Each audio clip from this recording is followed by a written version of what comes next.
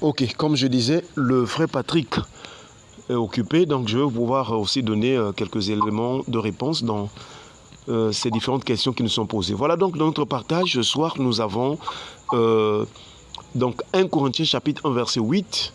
Il est écrit, il vous affermira aussi jusqu'à la fin pour que vous soyez irréprochables au jour de notre Seigneur Jésus-Christ. Voilà donc le texte que nous avons à nous partager. Nous avons déjà rappelé que quand nous lisons un texte biblique, nous devons vraiment peut-être relire aussi à plusieurs reprises pour en comprendre les sens ou le sens des mots qui est donné et aussi surtout par la grâce du Seigneur que l'Esprit de Dieu nous donne de comprendre pourquoi tel mot et dans quel but aussi le Seigneur nous parle. Alors déjà, la séance passée, nous avons vu comment ce que Paul reconnaît la grâce, les richesses de la connaissance, de la parole aussi, de la connaissance, les richesses qui concernent la parole et la connaissance que Dieu avait accordées aux chrétiens de Corinthe. Et aussi, il avait aussi reconnu que ces chrétiens de Corinthe ne manquaient aucun don. Donc c'était une église, on dirait par la grâce de Dieu, qui était une église vraiment bénie spirituellement parce qu'il y avait vraiment la richesse, la connaissance de la parole de Dieu. Et il y avait aussi des dons spirituels. Et donc ici, Paul continue à les exhorter pour montrer que le Dieu qui nous a sauvés, Jésus-Christ, lorsqu'il nous sauve par grâce, au moyen de la foi, il ne nous abandonne pas. L'objectif du Seigneur, c'est de nous soutenir, c'est de nous fortifier parce que nous sommes dans un monde, nous sommes dans une génération, dans une saison où il y a vraiment des attaques. Et plus nous avançons vers l'avènement du Seigneur, plus aussi les attaques augmentent en intensité. Les tentations augmentent aussi en intensité. Et donc, vous allez comprendre que aujourd'hui, quand même, les choses ont beaucoup changé, même si nous pouvons rester du moins sur la manière de se comporter des gens, la conduite des hommes. Nous pensons que 2 Timothée chapitre 3 là a déjà commencé à se manifester parce qu'il avait dit, je crois que dans les derniers jours, il y aura des temps difficiles. Voyez-vous? Et nous sommes en train de vivre les temps difficiles. Donc, dans les temps difficiles, il est important que nous soyons affermis, que nous soyons soutenus, que nous soyons fortifiés, que nous soyons consolés, que nous soyons consolidés par le Seigneur, afin que nous puissions tenir ferme jusqu'à la fin. Voilà pourquoi Paul exhorte aux chrétiens de Corinthe que le Seigneur vous affermira aussi jusqu'à la fin. Et donc, le but pour lequel le Seigneur nous a fermis, c'est ce que Paul continue de dire, pour que vous soyez irréprochables au jour de notre Seigneur Jésus-Christ.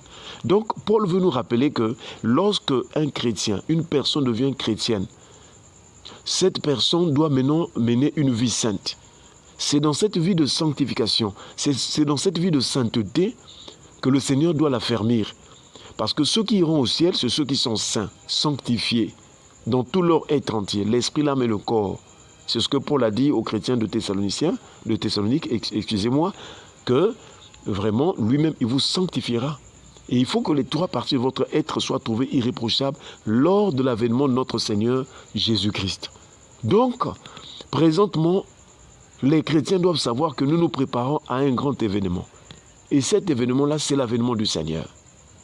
Cet événement-là, c'est la venue de Jésus. Jésus reviendra. Et le Seigneur Jésus nous a fait déjà la promesse. Dans Jean chapitre 14, nous savons qu'il a exhorté aussi les disciples parce que les tribulations sont toujours dans ce monde, chers frères et sœurs. Mais il a dit aux disciples dans Jean chapitre 14 que votre cœur ne se trouble point. Croyez en Dieu et croyez en moi. Dans la maison de mon Père, il y a plusieurs demeures, voilà. Je m'en vais vous préparer une place et lorsque je m'en serai allé et que je vous aurai préparé une place, ensuite le Seigneur promet en disant « Je reviendrai ». Et je vous prendrai afin que là où je suis, vous y soyez aussi. Vous allez voir que la même promesse est faite aussi par les anges. Lorsque Jésus monte au ciel, dans Actes chapitre 1, alors que les disciples étaient en train de regarder au ciel voyant avec étonnement, le Seigneur est en train d'être, le Seigneur est en train de monter au ciel, et la Bible déclare qu'une nuée les déroba à leurs yeux. Une nuée le déroba à leurs yeux. Donc ils étaient stupéfaits, ils étaient étonnés de voir que le Seigneur est parti. Celui qui était avec nous, celui qui faisait des miracles, celui qui nous donnait à manger, celui qui vraiment, qui était notre consolation, il est parti. Et la Bible déclare que 2 hommes vêtus de blanc leur apparurent et leur dirent: pourquoi vous, hommes galiléens, pourquoi vous arrêtez-vous à regarder au ciel? Ce Jésus que vous avez vu allant au ciel reviendra de la même manière. Voyez-vous? Donc, s'il y a un événement présentement que nous attendons, quoi que nous ne sachions le jour de cet événement, alors c'est l'enlèvement. Donc, cela voudrait dire que Dieu a fermé. Lorsque nous acceptons la vie de sanctification, Dieu nous a fermé. Dieu nous soutient afin que nous ne puissions pas vraiment repartir de la boue du péché. Et c'est là aussi Pierre, je crois que c'est la même pensée que Pierre a développée dans 1 Pierre chapitre 5, si j'ai bonne mémoire, à partir du verset 8, là où il dit « Soyez sobres, veillez, car votre adversaire, le diable, rôde autour de vous comme un lion rugissant, cherchant qui il dévorera. » Et ensuite, le verset 9, il dit « Résistez-lui avec une foi ferme, sachant que les mêmes souffrances sont imposées à vos frères dans le monde. » Donc voyez-vous que nous avons besoin vraiment d'être fortifiés. Et c'est pourquoi un véritable chrétien ne doit pas condamner les autres, ne doit pas toujours juger les autres, mais au contraire, il doit vraiment fortifier les autres. Il doit vraiment fortifier les autres. Même quand ton prochain est tombé dans le péché, alors tu dois le relever par des conseils bibliques, des conseils qui vont le fortifier, lui donner encore espoir qu'il doit se relever pour continuer la marche. Parce qu'il ne doit pas rester là où il est tombé. Donc, l'affermissement, c'est aussi dans ce sens-là, l'affermissement. Mais cet affermissement dont Paul est en train de faire mention, c'est beaucoup plus de la sanctification. Voilà pourquoi dans les questions que nous avons posées, nous comprenons que affermir veut dire consolider, fortifier, consoler. Et aussi, pourquoi affermir? C'est pour que nous puissions rester toujours dans la sainteté, la sanctification, jusqu'à ce que le Seigneur revienne. Quand Jésus reviendra, il faudrait qu'il nous trouve dans une position de sanctification. C'est dans cette position de sanctification que nous allons entrer, nous allons monter au ciel. Parce que Paul dit, enfin, je dirais, l'auteur de l'Épître aux Hébreux dit, je crois dans Hébreux chapitre 12, si au bon moment le verset 14, il dit que recherchez la paix avec tous et la sanctification sans laquelle personne ne verra le Seigneur. Donc, la position, la disposition que nous devons avoir en nous, c'est la sanctification et la sainteté. C'est dans ce contexte, dans ce cadre-là que nous pouvons être rassurés de monter quand le Seigneur apparaîtra, quand il viendra. Et donc, nous voyons la troisième question qui dit par quel moyen l'on est ou devient irréprochable devant Dieu.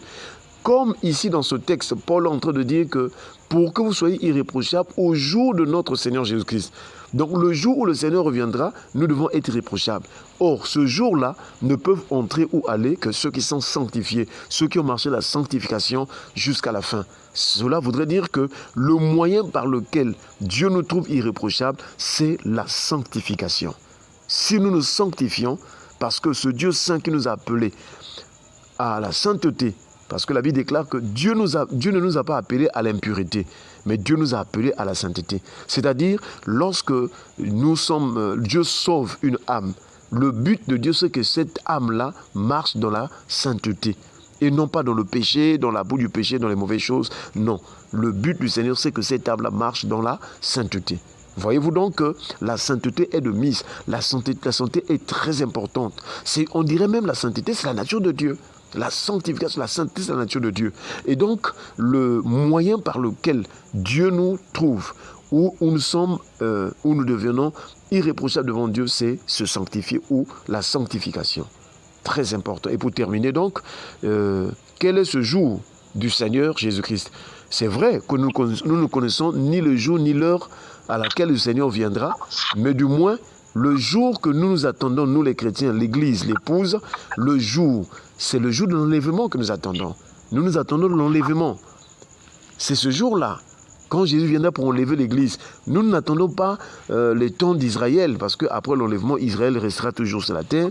Et voilà, une partie va monter au fur et à mesure pendant les périodes qui vont s'en suivre, selon les dispensations, selon les périodes que Dieu nous détermine dans sa parole.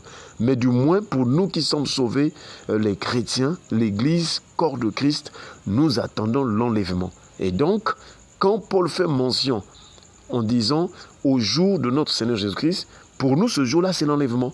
Cela voudrait dire qu'il est en train de rappeler aux chrétiens de Corinthe que Dieu vous fortifiera. C'est vrai que vous traversez des moments difficiles dans ce siècle, il y a des souffrances et tout. Et d'ailleurs, lui-même, Paul a dit, j'estime que les souffrances du temps présent ne sauraient être comparées à la gloire, il nous sera révélé la gloire à venir. Voilà.